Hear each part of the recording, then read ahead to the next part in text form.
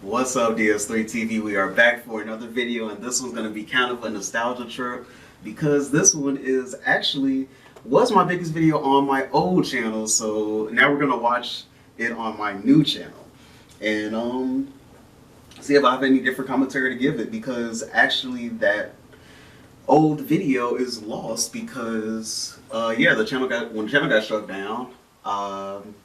Yeah, I can't get that video back because the channel's gone and all the videos from the channel are gone. So yeah, that's nice. So yeah, I only had videos I could salvage, and that's how you see like the re-uploads on some of the videos. And those were the videos that I already had, like, and I didn't have to like clear space out for. So yeah, this is gonna be a really good this is gonna be a really good video. Misinformed is always a good channel. Um, so yeah, let's see actually if this one will be almost the same as as it was before, and kind of have like a lot of traction, and stuff like that. Because this video was like the biggest video I had made when I first came on YouTube. So I would like to look at this again, to see if I have any new comments to make on the video.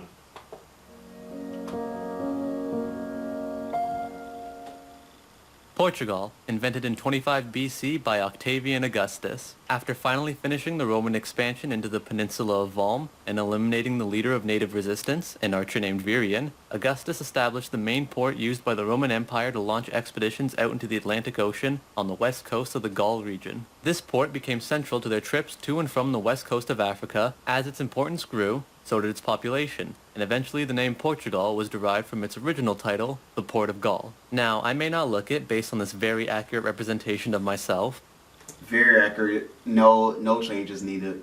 We can already tell. But I actually am of Portuguese descent. My family on my mom's side is from Portugal, and my family on my dad's side is from, somewhere in this general area, I'm sure. Despite being raised in a Portuguese household where people spoke Portuguese around, at, and about me, I am not fluent in Portuguese. In fact, the only words I know are foods. Pau, bifana, massa but spelled differently, shashuna, galinha, bacalhau, culo, malasada, tabernac, caranguejo, abacaxi, mamingues, and so on. So, despite my minimal understanding of the language, the people, the geography, and the culture of Portugal, I feel like I am more than qualified to educate you on everything you need to know about the history of not Spain. Shortly I believe that you are too. I feel like that this will not turn out badly, and people won't get misinformation and misinformed like your channel's name is. I believe that.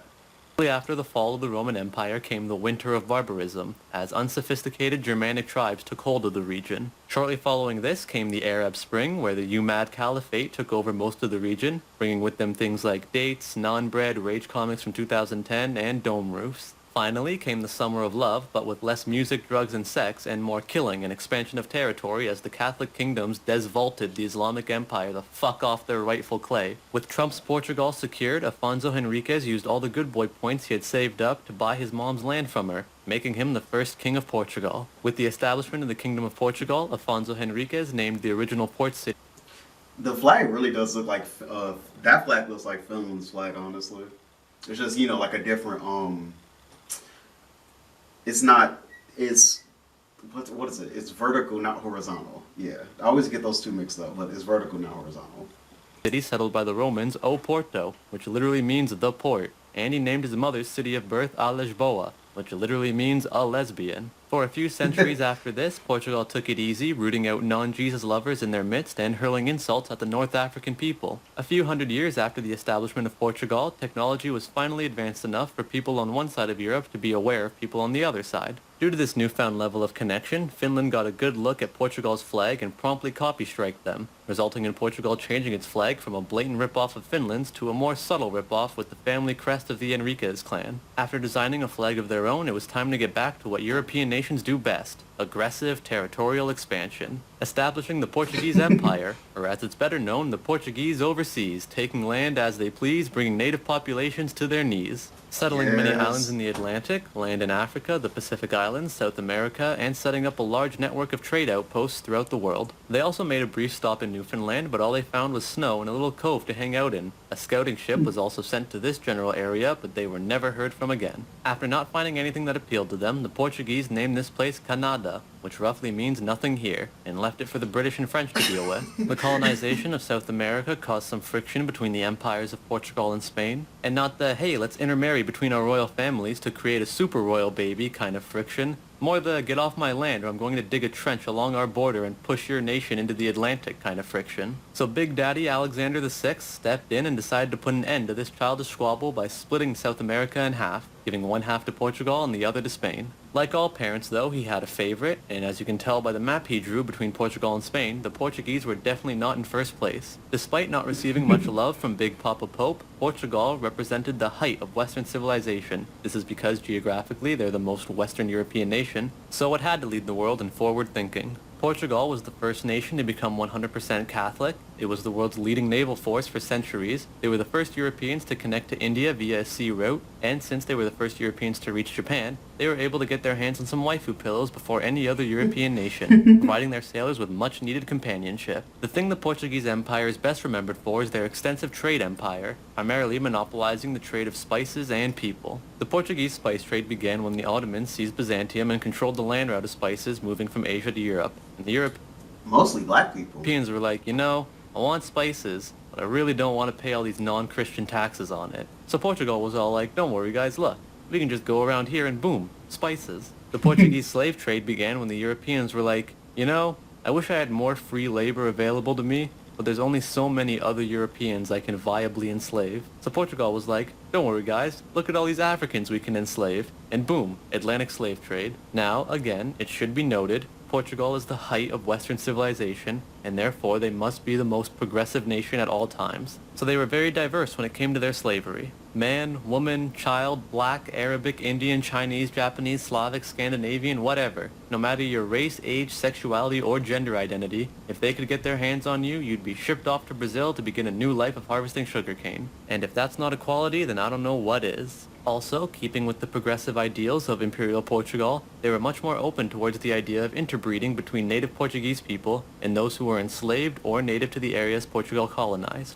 Despite being one of the more powerful empires in the world, Portugal was not very populous. They needed a way to deal with their shrinking population and growing incel problem before it became a strain on the great empire. The Portuguese government started a grand campaign to get their distraught youth to go out into this brave new world and fuck some foreigners. They presented this as a way to help expand the reach of the glorious Portuguese empire, and as far as the Portuguese government was concerned, if a child had at least one Portuguese parent, that child was Portuguese. Now, this system wasn't perfect. Actually, since it was based around slavery, the system sucked massive cock, but one good thing did come from this. It was through this system that my mom and dad met. So look at it this way. Since slavery happened, I was able to be born. Actually, now that I think about it, this really is the worst timeline. It probably is. That doesn't sound good. Upon my birth, Portuguese Prime Minister Antonio Guterres was there to greet me with my complimentary bottle of rosé, a soccer ball, and official Portuguese person certificate. Anyway, eventually empires became less and less popular. It turns out people actually like having their independence, so one by one Portugal's colonies started breaking away from them. The spice trade got stolen from them by the Dutch, Great Britain told everyone to stop using slaves, and the Portuguese populace told the monarchy to fuck right off. Then Portugal went through its midlife crisis, which for European nations means going through a fascist phase. They changed their flag's colors from white and blue to red and green. This didn't go over well with some of the non-fascists who decided to relocate to a series of islands owned by Portugal, and founded their own country known as the Azores, with their beloved blue and white on their new flag. Eventually, Portugal relaxed and once again took its place as the pinnacle of Western progressive society, bringing us to today. Now, I know what you're thinking. Hold on a minute. You just went through the entirety of Portuguese history without skipping over a single moment, and not once did you mention any kind of war with another European nation. And if there's one thing I know, it's that historically, Europeans love their armed conflict. While you are correct that Europeans do love inflicting pain and suffering on others in order to further their own national goals, you'll be happy to know that Portugal was never once involved in any major conflict against another European nation. Portugal was buddied up with Spain and Great Britain for most of its history. Why would they ever need to get involved? Picture the 2016-2017 Cleveland Cavaliers. Great Britain is LeBron James, Spain is Kevin Love, Portugal is the rest of the team. They don't have to do anything. You don't have to do anything. It's just fine. You just stay there and you're perfect. You're golden. It's fine. Just sit back and watch the other two work. The only times things got a little hairy in Portugal were two separate events where some asshole from Central Europe was trying to take over the entire planet, and they started marching through Spain. So everyone in Portugal just left to Brazil until somebody took care of them. Portugal today is a prosperous nation with high living standards, a deep sense of patriotism, and so much freedom you wouldn't know what to do with it. You're free to do whatever drugs you want, and then you're free to have a group of medical professionals wean you off of it after it starts destroying your life. You're free to have sex with anyone you want, assuming that they are a consenting adult. It's freedom, not anarchy, you fucking degenerate.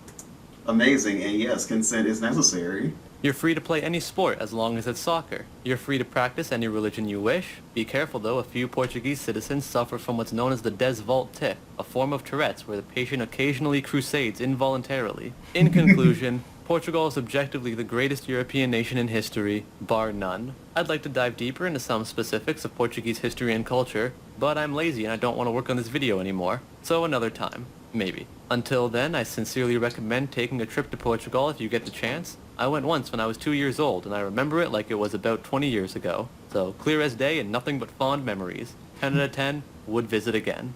Now, I'd like to give a quick shout out to some of my patrons. Magnum, Doffy, Ben, Daniel, Cole, Gavin, Snaby, Sean, and Nick. Well, this is all good and everything. But yeah, subscribe to the channel for more videos like this, and also comment videos that you want me to react to in the comment section down below. And also, yeah, tell me your opinions about this video too. And yeah, let's get to 1,000 subscribers by Valentine's Day. Hopefully, we're getting there. It's 440. That's where we're at right now. At the time of making this video. And yeah, so talk to you guys in the next video, and peace.